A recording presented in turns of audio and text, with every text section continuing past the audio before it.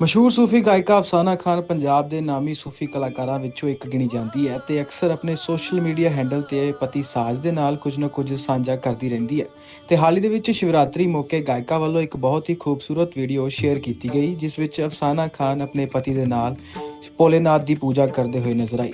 ਜੀ ਹਾਂ, ਦੋਵੇਂ ਜੀਆਂ ਨੇ ਇਸ ਮੌਕੇ ਸ਼ਿਵਲਿੰਗ ਦਾ ਦੁੱਧ ਨਾਲ ਅਭਿਸ਼ੇਕ ਕੀਤਾ ਤੇ ਭਗਵਾਨ ਭੋਲੇਨਾਥ ਦਾ ਆਸ਼ੀਰਵਾਦ ਲਿਆ।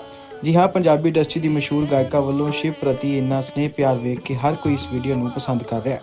ਜ਼ਰਾ ਇੱਕ ਵਾਰ ਤੁਸੀਂ ਵੀ ਨਜ਼ਰ ਕਰੋ ਇਸ ਵੀਡੀਓ ਦੇ ਵੱਲ।